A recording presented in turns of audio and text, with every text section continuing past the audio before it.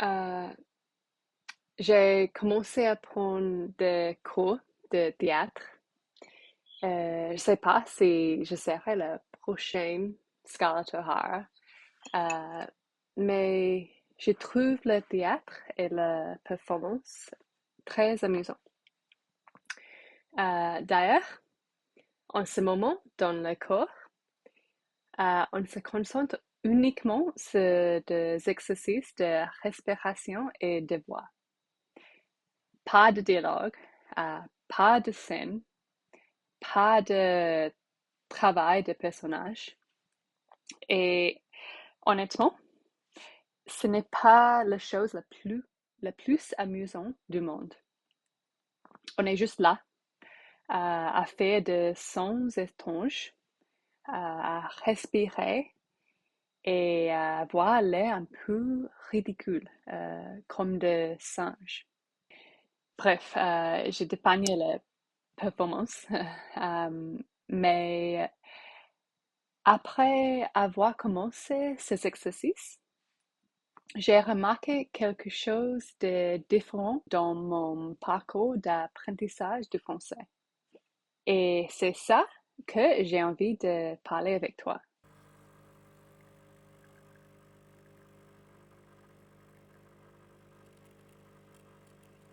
En général, la voix apparaît après une impulsion, non?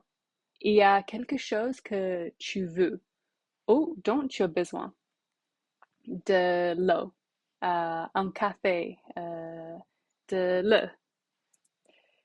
Euh, Souvent, cette impulsion vient du corps, mais avec le temps, en grandissant, on absorbe aussi la règle de la société. Comment être une bonne personne, une bonne femme, les regards des autres, les attentes sociales.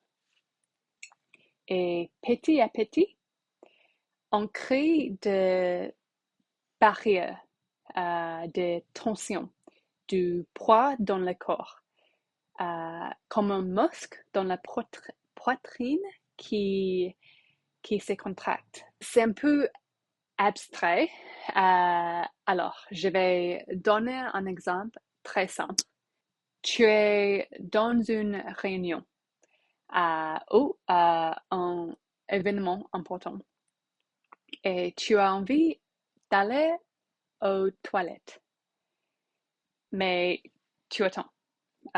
Tu restes silencieux et tu retiens ton impulsion. Et tu cherches la bonne façon de le dire. Euh, Pardon, je reviens. Ou si tu es très poli, excusez-moi, je vais me laver les mains.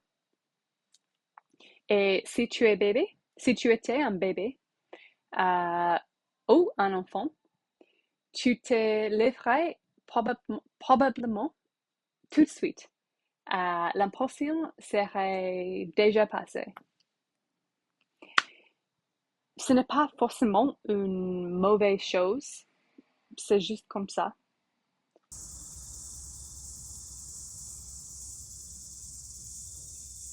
Tout au long de la vie, on vit beaucoup de moments comme ça. Des moments où on apprend à se taire, à retenir sa voix.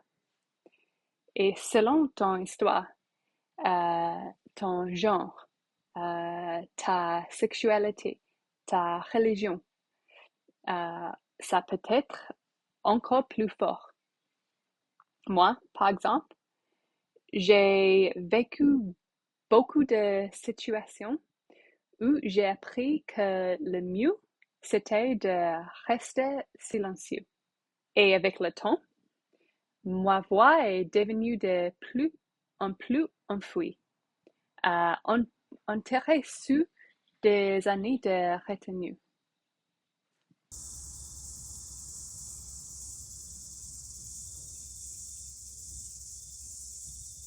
Pour devenir fluide dans une langue, on dit souvent que ça doit devenir spontané. impulsif, quelque chose qui vient du corps. Et est-ce qu'on ne rend pas les choses plus difficiles pour nous-mêmes sans s'en rendre compte? Est-ce qu'il y a une résistance dans mon corps, une tension qui empêche une nouvelle langue de m'habiter pleinement? Est-ce que c'est pour ça que quand je parle une autre langue, je me sens parfois comme un imposteur? Pas naturel, pas fluide, comme si ce n'était pas vraiment ma voix. Et si apprendre une langue, c'était aussi apprendre à libérer sa voix, à relâcher la tension, à accepter de sonner bizarre, à avoir l'air un peu ridicule, à être d'accord avec le fait de faire son affaire de, avec, à être d'accord avec le fait de faire de son étanche, de ressemble un peu à un singe.